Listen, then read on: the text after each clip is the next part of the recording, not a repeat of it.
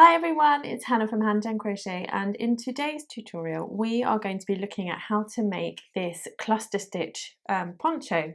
Now it's really simple. You just make one big rectangle out of this beautiful yarn and then we join it in just a couple of places here at the top, which gives you a beautiful neckline to pop your neck through, and then you have a lovely split just to go over your arms. Now this is made in a beautiful Rico yarn that, as you see, changes colour throughout. It looks absolutely stunning, but is very difficult to see on camera. So I'm not going to show you in this yarn, but all the details of the actual yarn that you'll need and everything are in the description box below and where you can find the pattern. So to make the poncho, you're going to need the yarn, which I have listed below, a 6mm J crochet hook, a needle for your ends and a pair of scissors. Now I'm going to show you in this much thicker yarn. This is a category 4 weight yarn rather than the category 2, because colours and the thinness of the yarn will make it really tricky to see. So I'm just going to show you the established stitch pattern in this yarn. Now if you're going to make the poncho exactly as the pattern says, you're going to need to chain 82 to begin with. But if you would like to change the length of it, then you can adjust by working any multiple of 4 plus 2. So I'm just going to do a small swatch here for you. I'm going to pop a slip knot on the hook and then I will chain out any multiple of 4. So there's 4, 5, 6, 7, 8, 9, 10, 11, 12, 13, 14, 15, 16. So a multiple of 4 and then we plus 2, so 2 on the end there. And now working back along that, we are going to go into the second chain from the hook and each stitch across, and we're going to work a single crochet. So now I like to work in the back bumps, so not with it facing you, with it twisted over, and then working into these back bumps. It just gives you a much neater finish. So pop in there, work a single crochet in each stitch that you come to. And so because we've worked in the second chain from the hook, that means we will have one less than we started off with. And there we are at the end of row 1. And now we are ready to turn. So we begin row 2, which is on our wrong side, with a chain 4. And now that counts as a double crochet and a chain 1. And now we're going to skip the next stitch. So don't forget, we've worked into that stitch there, the first one. We skip this next stitch and now we work a 4 double crochet cluster into the next stitch. So that looks like this. We yarn over, pop into the stitch, yarn over and pull through, yarn over and pull through 2, as if we're making a regular double crochet stitch. But now we're not going to complete that stitch. We're going to yarn over and go back into that same one and start another double crochet. So that's 2, and then we'll do another one, start the next stitch, 3, and then 4. And now we have 5 loops on our hook, and we're going to yarn over and pull through all of them. Now we'll do the next one much slower than that one. We are going to though now chain 1, we're going to skip the next stitch and then just work a double crochet into the next one.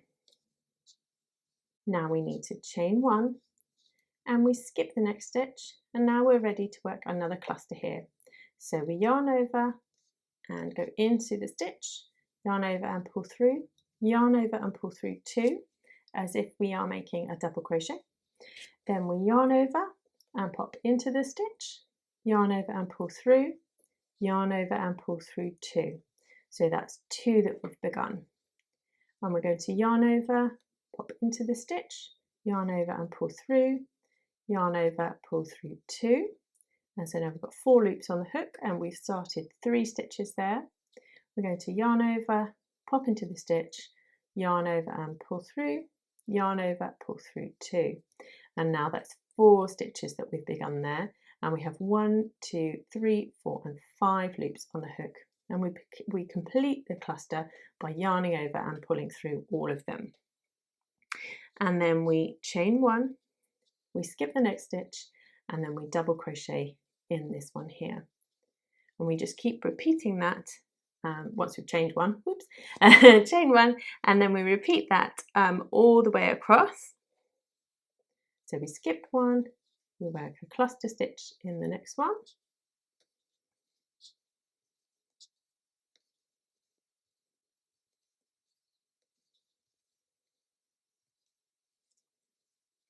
chain one, skip one, double crochet in here, chain one, skip one, cluster stitch in here,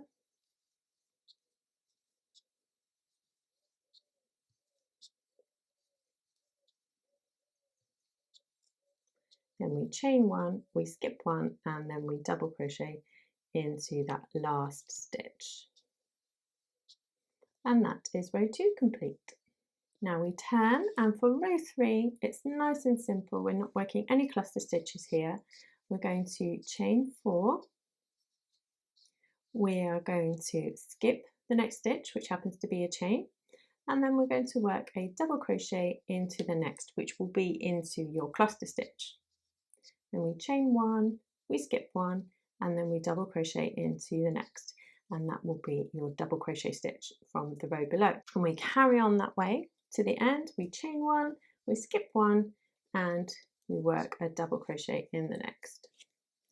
We chain 1, we skip 1, and we work a double crochet in the next.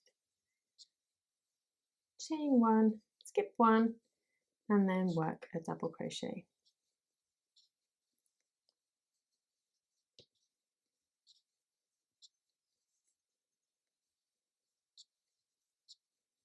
And then at the end we chain 1, we skip 1, which is a chain from our 4 chain, and then we pop a double crochet into that 3rd chain of the 4. Now we're ready to turn and work row 4, and we're going to chain 4, we're going to skip this chain 1, and then we're going to work a cluster stitch in here. So again we have 1, 2, 3, and 4, and then we chain 1, we skip 1, and we do a double crochet in the next. So this will feel nice and familiar now. Chain 1, skip 1, and we do a cluster stitch in here.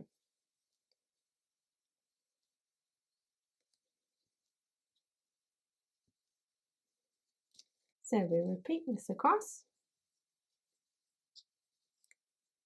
and we double crochet in the last, and we're ready to turn.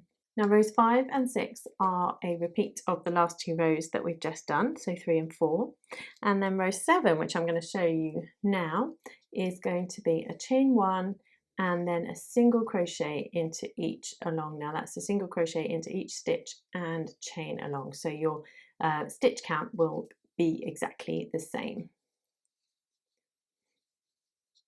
So there we have row 7, and that's a single crochet in each stitch across.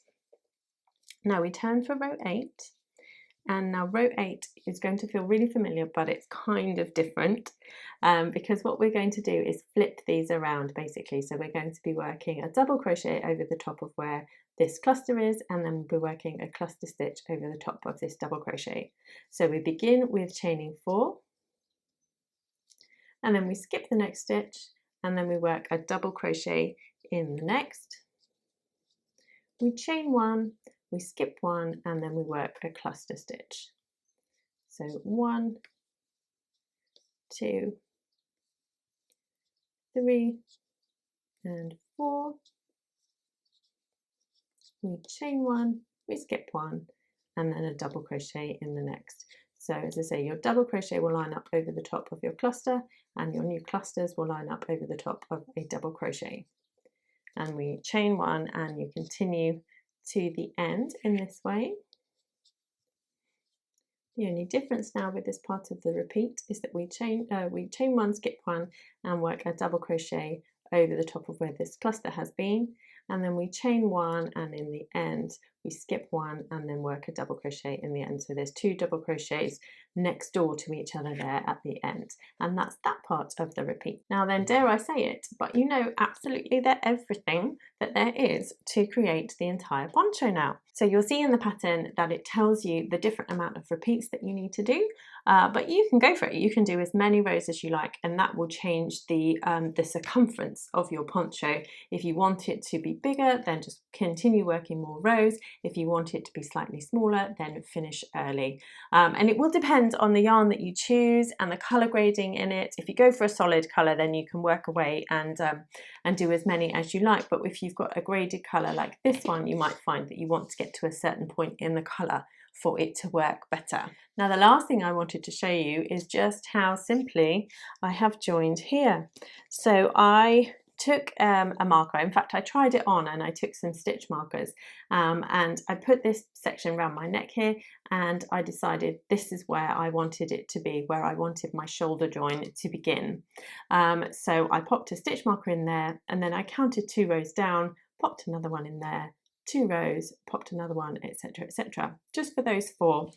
And so then once those stitch markers were in, I just sewed a tiny piece of yarn, as you see here. I didn't want anything too tight, just to hold those ends of the rows together, and then that gives you, it mimics kind of the lace that is already there. It didn't pull anything too tightly and gives you a nice gentle shoulder seam.